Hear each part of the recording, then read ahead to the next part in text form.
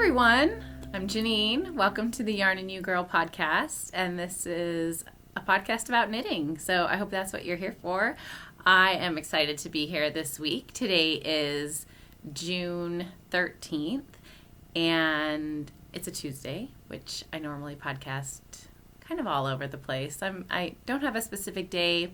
A lot of times it'll fall on Monday, but it's been really all over the place lately. So it's Tuesday. Yay. My kids only have one more day of school left. They have today, basically, which is field day.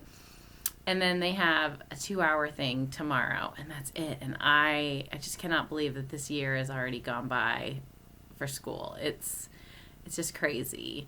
I'm not ready for them to be home for the summer. I don't have enough stuff for them to do. And all I'm going to hear all summer long is, can we play video games? Can we play video games? Can we watch a show? Can we watch a show? So I'm going to need some ideas, you guys, for what to do with my kids this summer. I have 2 boys, and hopefully I will get them outside most of the time. But for that inside time on those rare days, I could totally use some ideas, but that's, not really what we're here to talk about today. We're here to talk about knitting. And first, though, let's start places you can find me. Like I said, my name's Janine. I am on Instagram most often. If you're looking for me on the internet, my Instagram name is Yarn and You. I am also on Facebook as Yarn and You as well. I occasionally am on Twitter, but very rarely, and it's the same. And then I have a website, which is yarnandyou.com, where I sell some of my own hand-dyed yarn, patterns, other people's yarn as well. I have some other brands, and project bags and knitting needles and things like that. And I am found on Ravelry as Yarn and You Girl. And there's also a Ravelry group, which is the Yarn and You Girl podcast group, and that's where I do giveaways and knit-alongs and things like that. So that's kind of me in a nutshell. I did not do show notes again today. I feel like I am much more organized when I do show notes, but I'm really pressed for time and just want to do stuff. I don't want to spend that time sitting down and writing the notes ahead of time, so I usually just end up writing the notes while I'm watching the podcast and uploading it and making sure everything is okay, so that's when I'll end up putting the show notes up. But I do have some cool stuff to talk about today, and I have some finished objects and some works in progress and some website updates, so yarn updates on the website, and yeah, so let's just get started. Let's see. Oh, my finished objects. This is my latest shawl design, and I did come up with a name. I'm calling it Yexa. So Yexa shawl or Yexa. And this is done in the chocolate covered berries color combination. So the brown is cinnamon mocha, and the pink speckle is whipped berries. Let's see if I can get that up there. You guys can see that. My favorite part of this shawl is one stitch, and it's right here. That little stitch. I mean, I love the shawl all around, but that particular little stitch, it's this teeny tiny bright pop of pink. I just love it right there. I love it. So anyway, I called it Yexa. I didn't have a name for it last time, and I was struggling and trying to find names, and I've been listening to Written in My Own Heart's Blood by Diana Gabaldon, or however you say her last name. She is the author of the Outlander series. I have been a huge fan of the Outlander series ever since I was probably out of high school in my early 20s. And I've read them multiple times, I've read the first 4 books, I should say, multiple times. I kind of felt like she could have ended the series after book 4, which is called Drums of Autumn, but there's definitely like I think 3 or 4 more books after that. And so I've been working my way through those last 4 books slowly. And because I used to physically read a lot. I don't do that as much anymore because I physically knit a lot and I can't knit and read very well at the same time. So I listen to things on audio, and it's just much easier for me to listen to audiobooks. And while I'm knitting, it passes the time. I listen to the books while I'm doing the chores around the house or cleaning. It's just so nice for me to feel like I am escaping into that world that I love so much and also getting stuff done at the same time, if that makes any sense. So I was listening to Written in My Own Heart's Blood, and I just recently finished Echo in the Bone and started listening to Written in My Own Heart's Blood. Well, there is a character, Jamie Fraser's nephew, Ian Murray. He comes into play in book 3, Voyager, and he's a pretty big character throughout the rest of the story. He has, there is a character associated with him. It is a brief association. I don't really want to give away who it is, how this character is associated with him, because I don't want to give away any of the story if you haven't read them, because they are amazing books. They're really fun. Time travel and fantasy a little bit, but also historical fiction. So I don't want to give away his storyline, but there is a character associated with him, and her name is Yexa. She also that's her Indian name, and her Scottish name is Isabel. So that's kind of where the shawl pattern came from. I was listening to, or the name, not the pattern, but I was listening to the book, and I was thinking about names for the shawl and what I should call it, and I thought, Yexa's kind of cool. Like, it's just sort of an unusual name. It's a one-word thing, and so I always go on Ravelry to check to see if there's other patterns that have names that are similar, and there wasn't anything, and I like that. I want to be different. I want you guys, when you go on Ravelry and you search for my pattern, I want you to be able to be like, oh, it's right there, Yexa. Not 1,000, staircase or, broom cupboard or whatever. So the pattern is called Yexa, and I highly recommend the Outlander series books. I will say there is there are some parts in the stories that are pretty graphic and pretty intense. So just go, if you do read them and you're not ready for that, go into them knowing that there is some intenseness in these books. There's a couple very graphic scenes. And I've been watching the Stars series as well. They've been redoing it, or not redoing it, but doing the book series on Stars as a mini series, kind of like HBO did for Game of Thrones. So they've gone through 2 seasons, basically book 1 and book 2, and I am waiting with bated breath for the 3rd season to come out.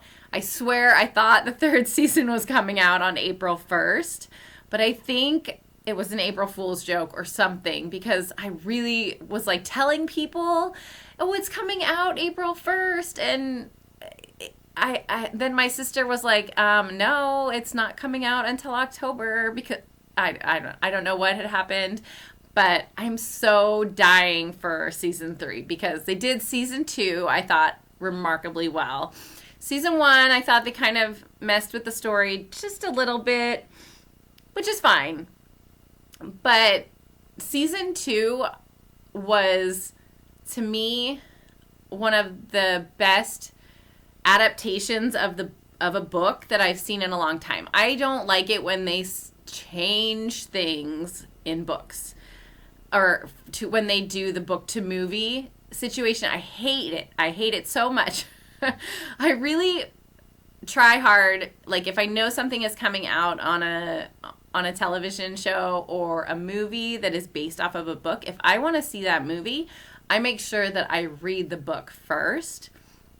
And I want the true story, because I know that movies are going to take their creative license and they're going to change things up, and that's their prerogative, and it's whatever. But it just frustrates me when they change the book. I had a really hard time. Like, I love the Harry Potter movies. I love them. They're very good. But I have a hard time with some of the changes that they make because I am a core, like, hardcore to the book fan. There were like little things, like the end of the last, the Deathly Hallows, the very end where he, throws the Elder Wand away, and he doesn't do that in the book. He fixes his own wand, and then he puts it back where it belonged with Dumbledore. And so it's just like little things like that when they change it, I'm like, why did they need to change that? It was like a minor detail. Also, and I was watching the Deathly Hallows as well, and there's when they leave the wedding and Hermione takes them by apparition to, in the book, it's Tottenham Court Road. Well, in the movie, they made it some different name. And it's like, well, what was the point of making it a different name? It's not like it changed enough. It wasn't like that name was that important to the sideline of the story. But it was just like they just changed the name. And why? I don't understand. But anyway, so Stars did an amazing job, I thought, with season 2 of Outlander. Back to the Outlander thing. They did an amazing job. I mean, they did move things around a little bit in the timeline and everything, but it was, the core of the book was there, and there were things that happened, and they were there. Everything that was essential to the story was there, and it wasn't changed dramatically. So I loved it, and I really cannot wait to see what they do with season 3, because I think book 3, Voyager, is like my favorite of all of them. I love, I don't want to give it away, but I just love what happens in book 3, especially the first half of the book. And if you guys are fans of the Outlander series, you totally know what I'm talking about. Anyway, that's my little aside on how I got the name for the shawl. So anyway, it is being test knit right now. I did this in yarn that I hand dyed, and I've got kits, you guys, up in the shop, so I will talk about that as well. I've got kits in the shop. I've got new colorways in the shop specifically for this shawl that I came up with specifically for this shawl.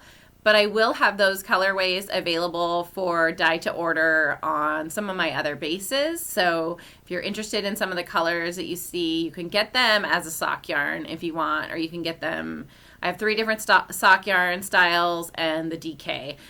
This is my Pop DK. It's 100% superwash merino. It is so soft, squishy, and it is 250 yards and 115 gram skeins, and the pattern calls for 2 skeins.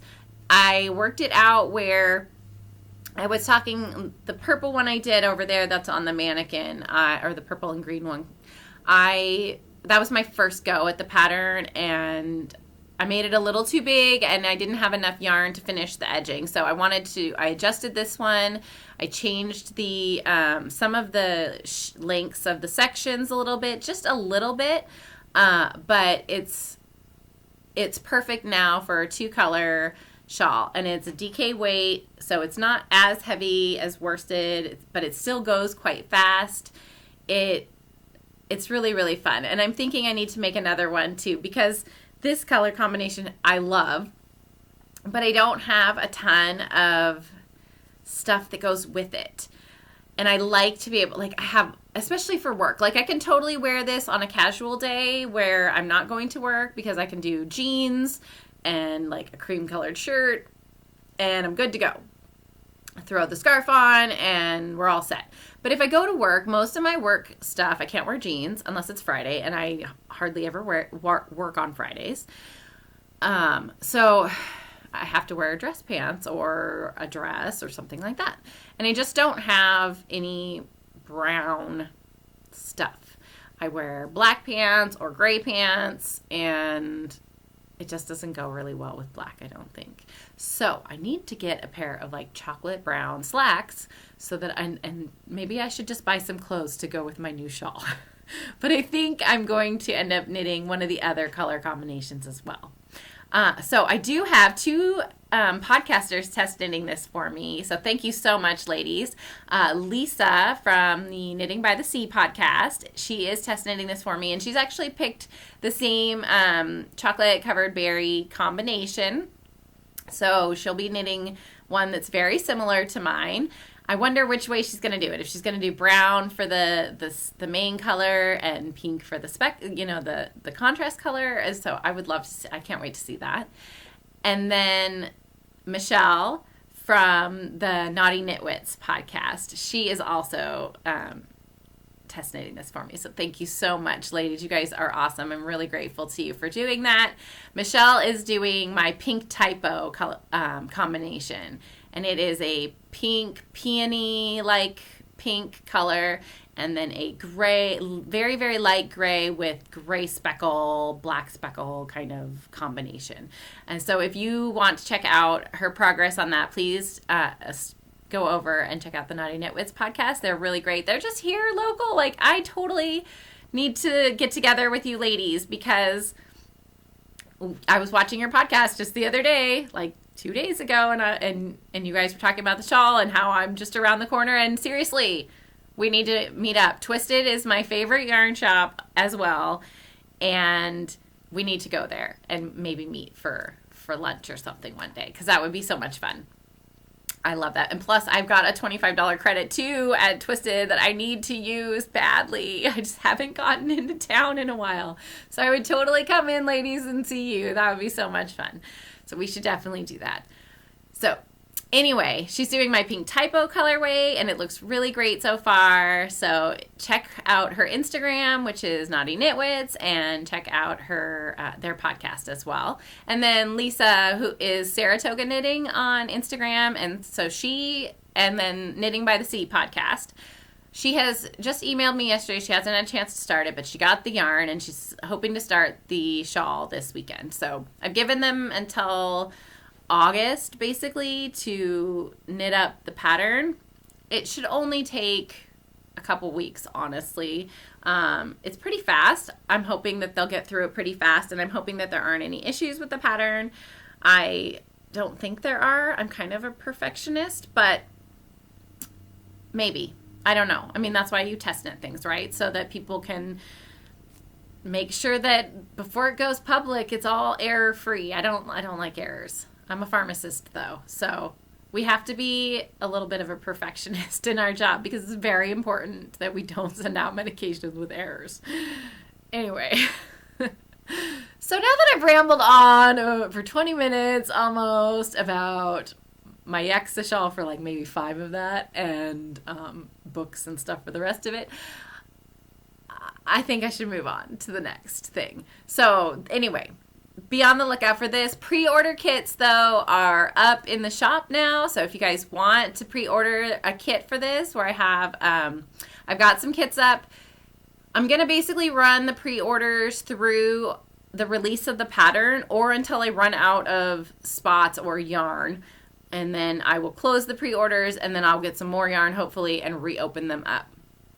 So you're going to get 2 skeins of yarn, DK yarn, in whatever colorway combo you choose. And then you will also get the pattern when it's released. I will send out the yarn and the pattern when closer to the release date, which is probably going to be around first part of August.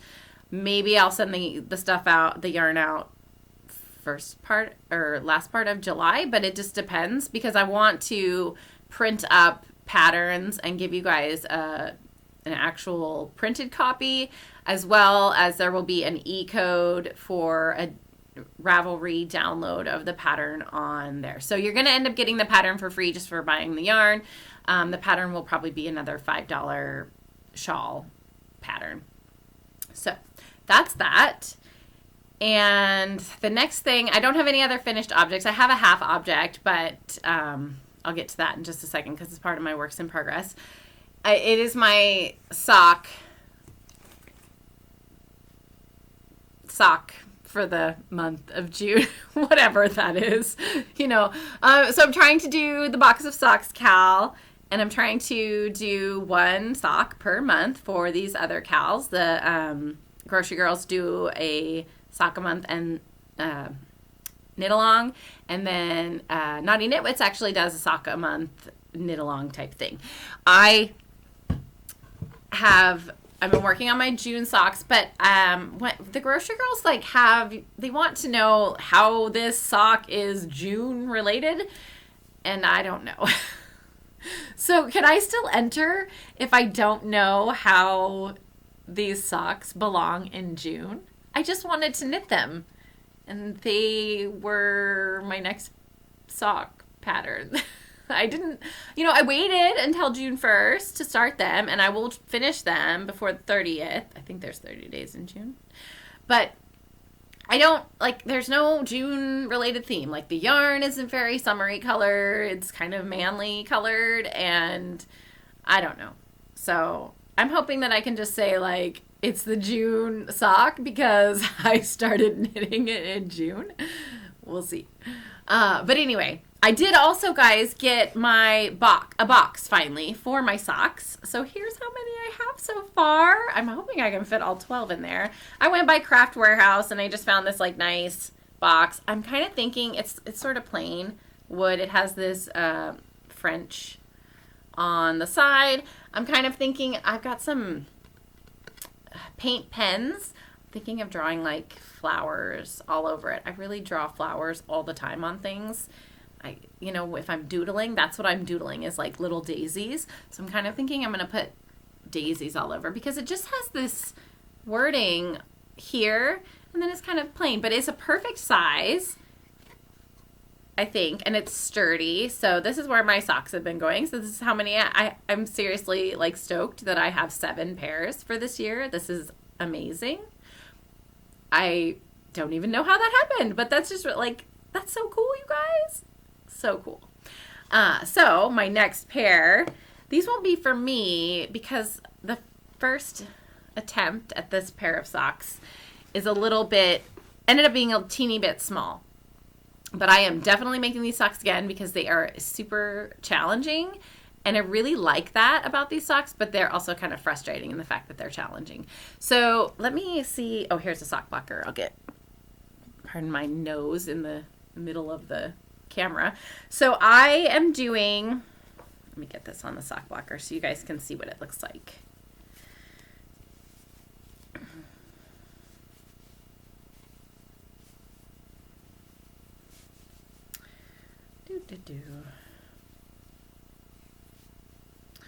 So this is the Harlequin Oh socks, and they are a mosaic sock.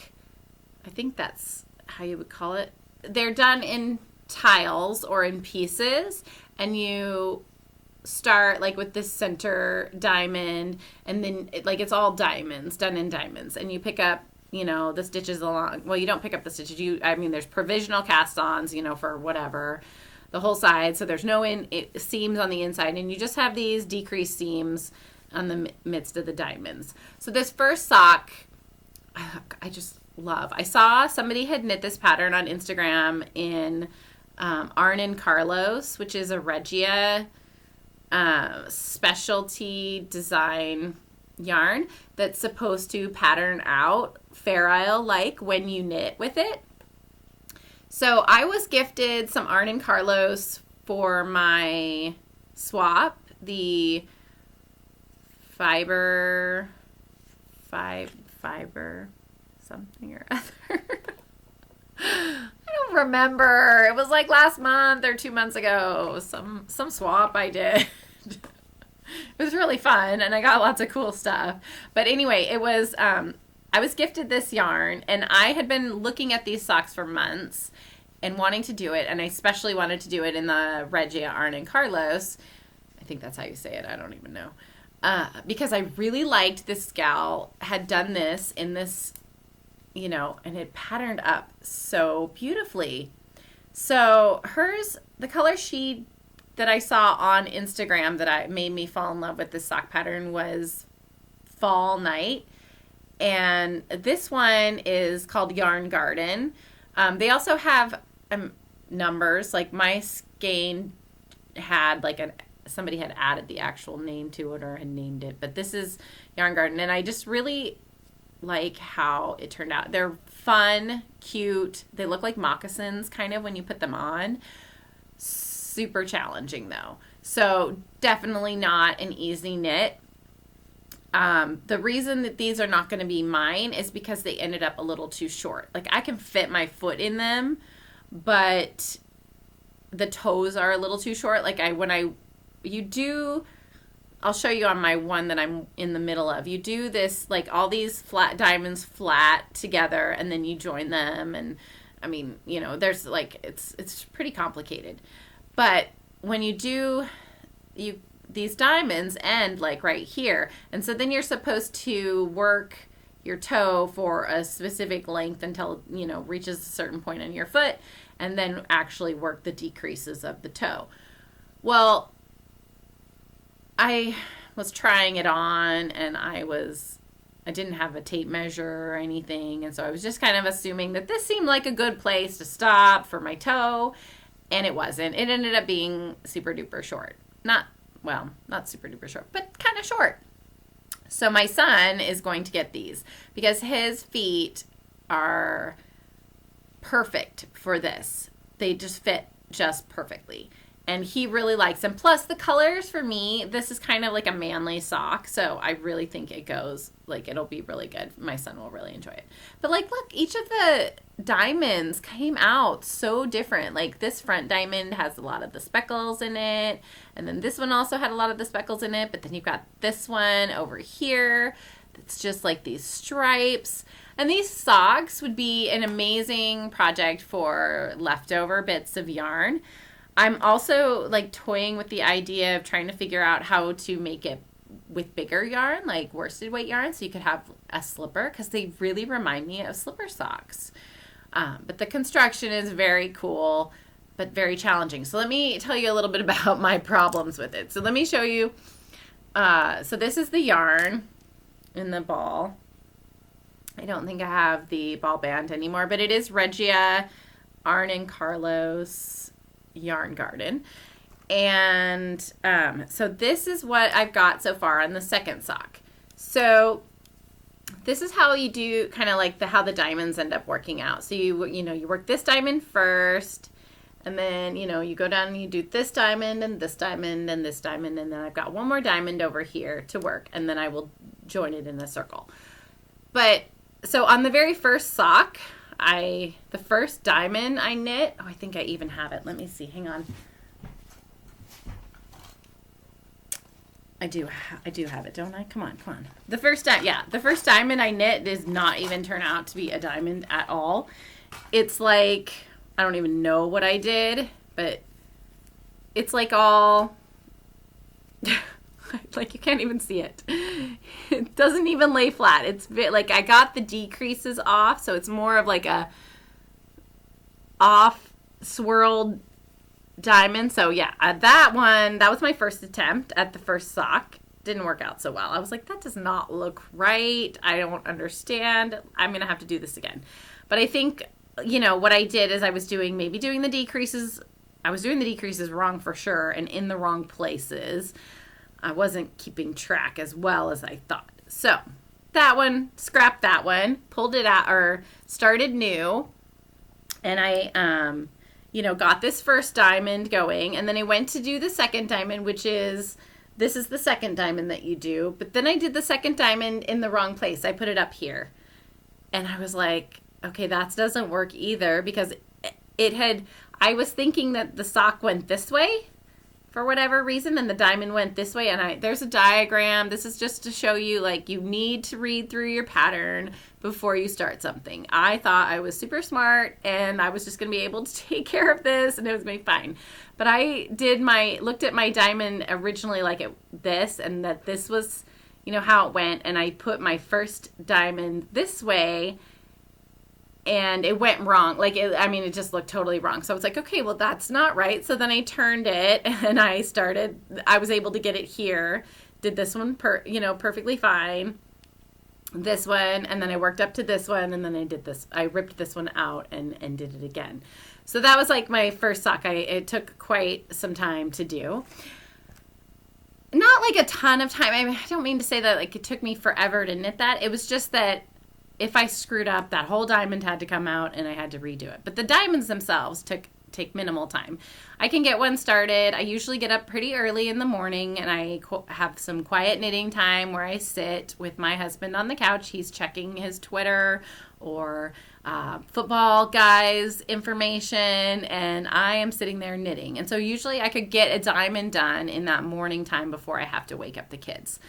But I did find that in the morning I'm not so alert, and so some of my redos were because I was not so alert in the morning, and I was having to I was making mistakes. So with this one, I was like, okay, this second sock, it's going to go great. I'm going to have no problems with it at all.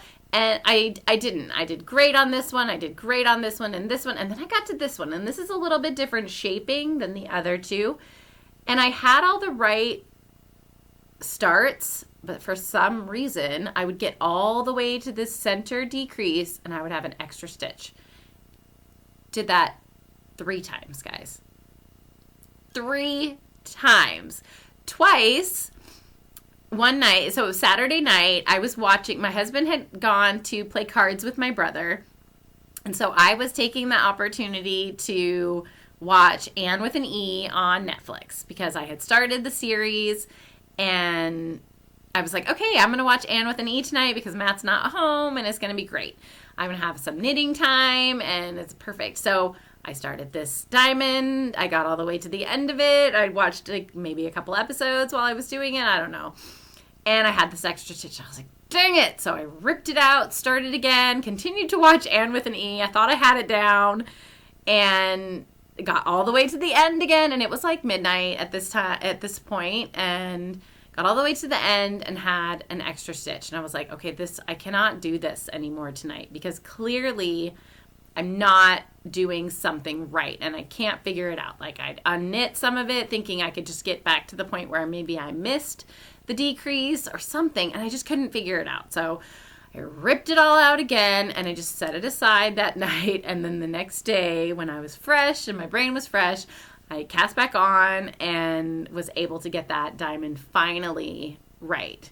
I don't know why it was giving me so much trouble. But I'm starting here now on this very last diamond, and I've got all my you have to do a bunch of provisional cast-ons. So it's really giving me a lot of good practice with provisional cast-ons, especially because I get a little nervous when I unzip those provisional cast-ons and have to put my stitches back on the needles. And I'm always petrified that I will drop stitches and all that effort will be wasted and I will have to do it all over again. But luckily, this has been really good practice for that. And the yarn is very sturdy. It's like 75% superwash virgin wool and 25% polyamide. So I believe, it's really sturdy, and the stitches don't slip down very easily. So anyway, this definitely is a sock that is not for the faint of heart. Yeah, it's gorgeous, and I love it. And I am doing another pair after this one. I really am, and I'll show you, because I got more yarn for it in my acquisition section. So yeah, it's not for the faint of heart, but it is a very cool, and the final product will be great. But these are going to end up being for my son, and you guys all know how much I love knitting for other people. No, I love it. It's fine. I'm fine knitting for other people. It's not my favorite thing. I'm very selfish, but I totally admit it. I am selfish. Anyway, so these are going to be for my son, but I really want a pair. So I got myself some more yarn, and I know now what I'm going to do to adjust the size to make it fit me better. So anyway, not for the faint of heart, but really cool pattern. It is a pay-for pattern. Let me see if I can find oh, here, I've got it.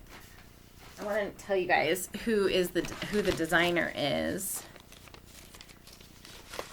And she does a great job. Like, the pattern's written very well.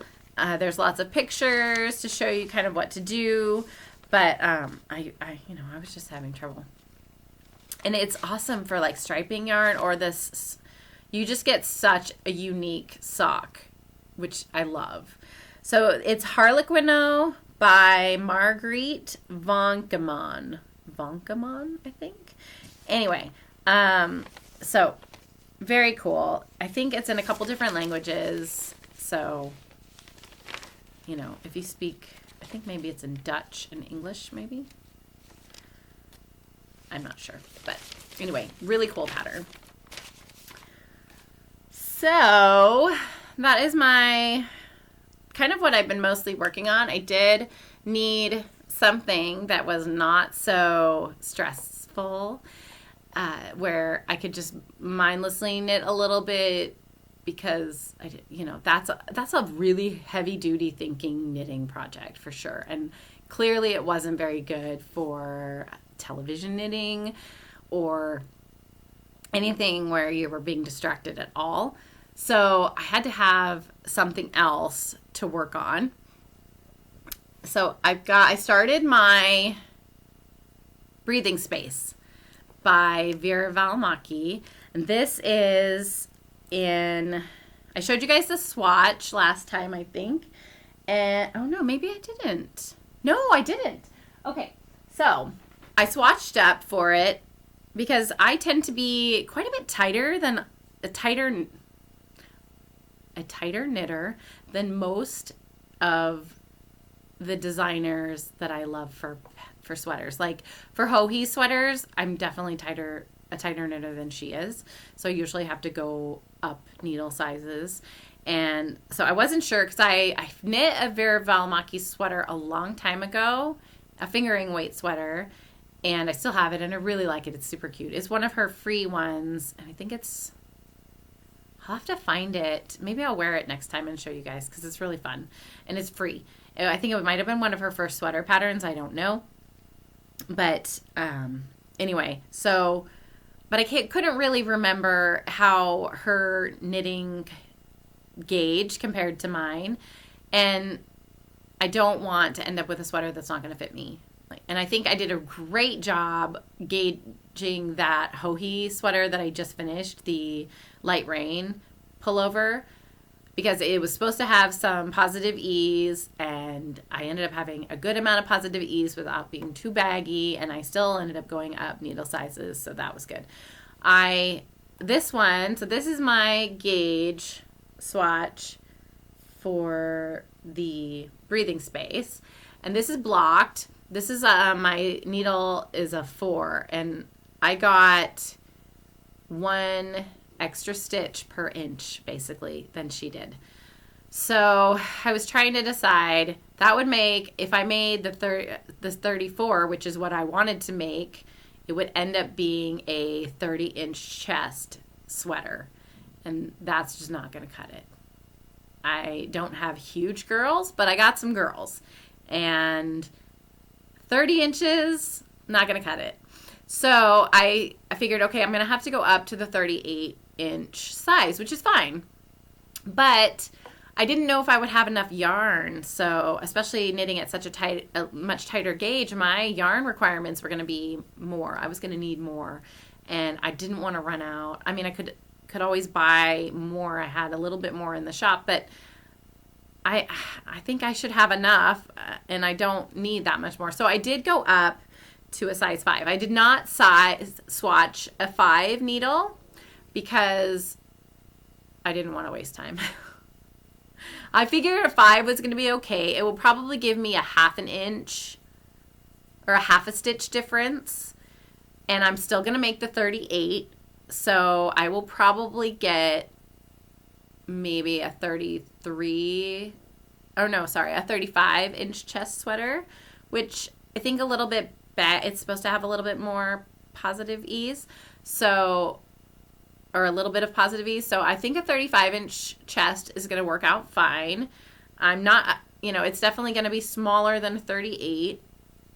I would hope that it would be a 34 or close to a 34, but it's hard to tell when you do just a teeny tiny swatch gauge. So, I'm just knitting it in a 5. So, that's fine. And I'm working on the yoke right now. The yarn is Ba La Jolla, which is a 100% superwash merino fingering weight yarn. Gosh, that's not showing very well. Anyway, so I just have the neckline. There's not a lot to show. And in the main color. And so I'm just continuing to increase for the sleeves. I've done 5 of the 14, increase rows that I need to do before I get to add my contrast color. So this is lavender, Ba La Jolla lavender. It's just this lovely dusky purple. And then I have, for my contrast color for the stripes, Dragon Tail, which is also Ba La Jolla. My husband bought me this combination for for Mother's Day. And so this is really good. I'm excited to add this one in. So I should be adding that one in soon. Sorry, I'm going to have some coffee here real quick. My stomach is growling too. I need to eat something. So I think I'm going to have a little snack. And this is going to be my snack. And this is for you, Rebecca and Stephanie. So I don't know if you guys watch the Mean Girls podcast, but the Mean Girls Knit podcast, but all the way at the very end of their latest episode, they were talking about what kind of snacks podcasters might have in their refrigerator or in their cupboard. And Rebecca's like, what about Janine? What do you think Janine would like? I bet Janine's got a veggie tray. She's got a veggie tray. And she's so true. Like, I don't have a veggie tray per se, but my snacking is, I try to be pretty healthy. And she knows me, she figured me out so well. She had me pegged, and I was falling off of my seat laughing because I just, like, to have somebody, like, just nail it, like, you guys got me. You totally got me. However, I mean, I do eat other snacks. I don't just eat vegetables, but I do have a lot of veggies around the house. And so I will totally share my veggie tray with you ladies if you want to come over and have a snack. I have some other things too, though, because I have boys. So Stephanie was right. I do have boys, so I do have some other snacks. I've got like some Ritz Bits and some dried fruit and different things, but I have a lot of vegetables. So I was cracking up, you guys. That was so funny. If you guys have not checked out their podcast, you should check out their podcast. They're really funny. Really, really cool ladies. Thank you so much. We have to get together too. I swear, you guys, next time you get into Portland or if I'm down by your way, we are meeting up because that was really funny. I'll bring you guys some veggies. But anyway, they're doing a giveaway too. Basically, it's like, enter, on their Ravelry page, you just like type in what you think their podcasters would have for snacks. Oh, it was awesome. You guys totally got me yesterday. It was so good. So good. Anyway, so that veggie tray, that's for you. I'm not going to eat broccoli online because it'll probably just get stuck in my teeth. And then I'll end up having to take a break and floss. But I am going to have a pepper.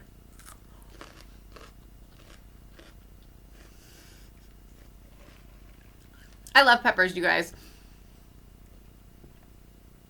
We go through probably 2 bell peppers a day in this house. Seriously, buying peppers all the time. I probably eat them every day. My kids eat them every day because we make them take vegetables in their lunch. such a mean mom. No Twinkies in my house. No. But I do make them take vegetables in their lunch. We pack lunches every day. There's no hot lunch at my kids' school. They do have a program where I can buy Taco Bell, Panda Express, or what's the other one? Pizza Hut. and have them have those things once a week if I want. But I don't want my kids to have Taco Bell for lunch or Panda Express for lunch. Occasionally that stuff is fine, or Pizza Hut, but not every week on a Wednesday or whatever. It's a once a week thing, but that's like how the school's done it. They used to do hot lunch once a week, and they had a cook that would come into the cafeteria and cook, but it's a private school, so they don't have the same kind of like funding and stuff. So it's all, we pay for everything. So I pack their lunches every day, and they just they eat their lunches, but every once in a while I get the sad mopey face from the kids. It's like, can I please have pizza this week? It's like, no, I can make you lunch, and my lunch is healthier than pizza. But quite often, you guys, I have baked goods in the house because I love to bake. So lots of times you'll come to my house and there will be scones or cookies. So don't forget, there's good stuff here too. Anyway, so my breathing space sweater coming along just fine. I am really enjoying it so far. I did have a problem though. She has you do short rows, and somehow on the pearl side where I ended up with this like hole, you can kind of see it. It's right by the collar here, and it's going to be on the front. So and it bothers me every time I knit past it. I'm like, I need to fix that hole. So what I'm going to do is going to take this cast on edge, and I'm going to weave it in through the ribbing to the hole, and then needle it like behind the hole so that it cinches up a little bit and you won't see it. So that'll be how I'll fix that. And I'm dying actually to do that before I go on any further, because seriously, every time I go past that hole, I'm like, I need to tighten that stitch up. How can I tighten that stitch up? So I think I must have done something weird on the wrap and turn, the pickup of the wrap on the pearl side. I don't know. And it's just that one, the very last one, it just didn't turn out really nice and tight. And the knit side looks totally great. So I'm just going to fudge it a little bit and make it work. And that is breathing space. So let me show you guys a couple of the kit combinations I have, because I have to show you my acquisition too. Where did I put that? Oh, it's over here. So the one acquisition I bought in the last couple weeks since I've seen you guys, I got was another ball of Arne & Carlos Regia, their design line. And this is a little bit different patterning. The label's washing out really bad, but it's supposed to pattern up like that when you do it as a vanilla sock. But I am going to be doing another mosaic Harlequin Oh sock with this. And this is actually the yarn that inspired me to do the pattern, because there was a gal on Instagram, and it's also on, if you look up the Harlequin Oh socks on Ravelry and you go through the projects, you will see the one I'm talking about, because it is beautiful, so cool. And it was this yarn that she used. So I found this. It's one of the older releases, I think. Because I think that this one is their third edition. So this might be the second edition. I don't know for sure. But this colorway was a little harder to find. I did find it at Church Mouse Yarns. They're up on Bainbridge Island here in Washington. I've been to their shop before. A couple years ago when I went to Vogue Knitting Live up in Bellevue, which is right outside of Seattle. The ladies that went with me, we took the ferry over to Bainbridge Island and went to see Church Mouse Yarn shop, which is really cool. A lovely ferry ride, cute little island, totally fun. So I ordered it from them because they were the ones who happened to have it. And then they send such like cute little postcards with. These are fun. I don't know what I'm going to do with these, but they are so adorable. Like, I just love the softness of the color. They're just gorgeous little postcards. So I don't usually mail out postcards, but I might, frame them up or something. I don't know. And then they send out like this cute little like bookmarks, ruler. It says measure twice, knit once. Very cute. So, yeah, if you guys get a chance to get up to Bainbridge Island, you should check out their little shop. It's really cute. It's Church Mouse Yarns and Tees. And they, if I remember correctly, like I said, I've only been there once. They had all sorts of different kind of fiber projects there. So not just yarn for knitting, but they had like needlepoint stuff, I think, embroidery stuff. They have all sorts of teas and different things like that. So super, super cool. And they have a lot of patterns, which I'm sure most of you guys have seen their patterns and stuff on Ravelry. Really, really cool stuff. So that is what I got. This is, I think this color is called Fall Night, but I don't know. Right now, I just have color 03655 on here. The other ball band I got from my swap actually had like a tape sticker over it that said the actual name. And so this one I think is Fall Night, but it's so awesome. So check out the Ravelry projects for this pair of socks, this Harlequin Oh socks, because I'm going to have a pair here soon. And you'll see the one that I was inspired by and the reason that I bought this yarn. So shop update stuff. In the shop now I have a bunch of new colorways. I showed you guys all those colors last time I podcast, but they are now all up in the shop, available to order. And I have them, you can get them individually. So if you just liked one color, like we talked about, if you just like one color, you want it for a pair of socks, I have four different bases. 3 are different sock yarns. One is my alternative sock, which is 75% superwash merino, 25% nylon.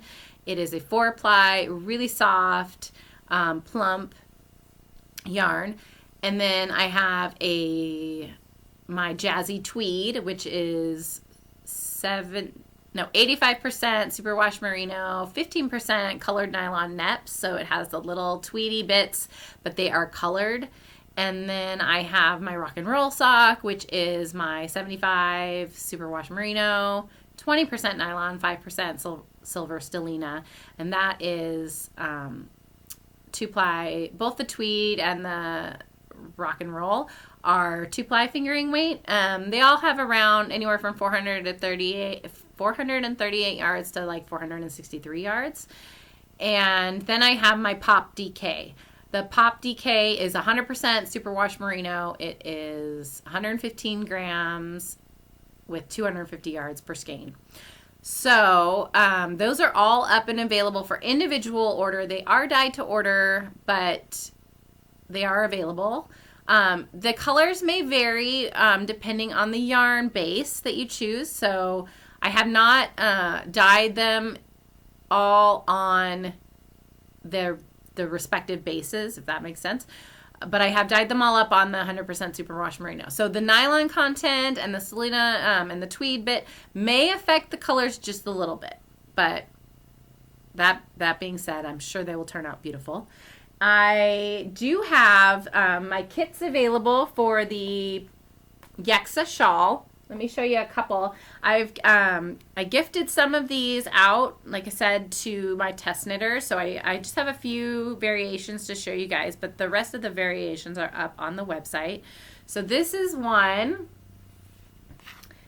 And this is my Caribbean Seaside combo. Which this one I think would be so pretty. It's like really blowing. Like it's not as fluorescent as this, you guys. But it is like a Caribbean Sea pool blue. So those two colorways. And then I have, this one is Ice Cream and Lemonade. And this would be really fun too.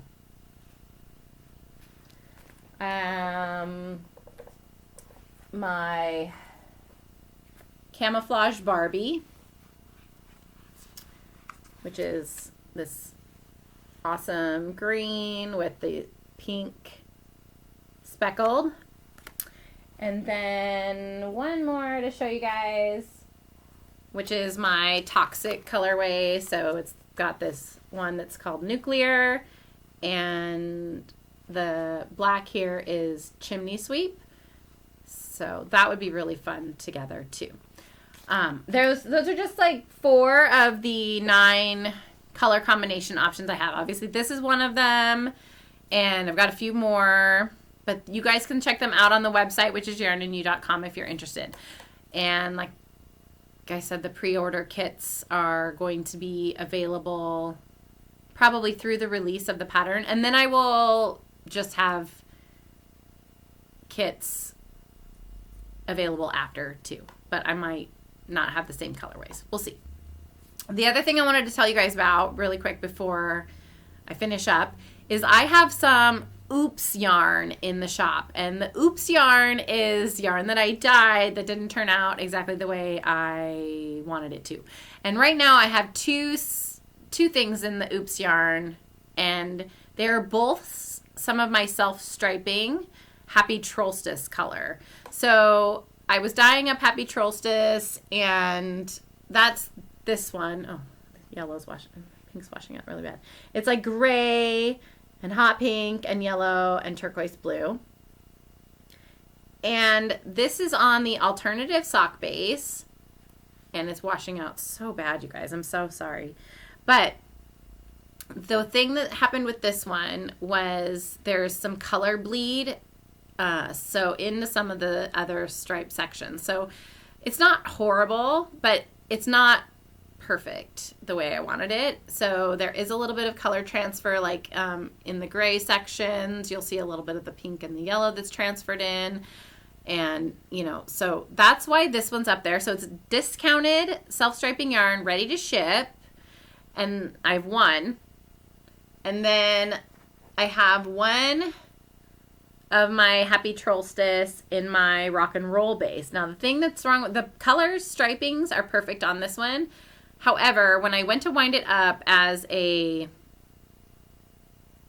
jawbreaker like this, I got through about 10 grams of it, and then my color sequence, like I had skipped a loop or something. I forgot to do a loop, and so it went like from one color to a different color that it wasn't supposed to. So this is 90 gram skein as opposed to 100 gram skein because I've cut out that 10 grams. There's no knots in this, so it's not like I cut it out and then reattached where it belonged. It was at the beginning of when I was balling it up, and I just cut that portion out and continued to ball it up, but it is 90 grams instead of 100, and so it's a little bit shorter, but it is also discounted, and it is under the Oops option. I have one of those that's ready to ship out. So if you're interested in getting some discounted self-striping yarn that's going to go out, you know, as soon as you order it, those are there. And those are the reasons. So periodically I will probably have some Oops yarn. So I just have a product option. So you can check that, you know, whenever you want. So let's see. What did I talk about? I think I talked about all the things I wanted to talk about to you guys today.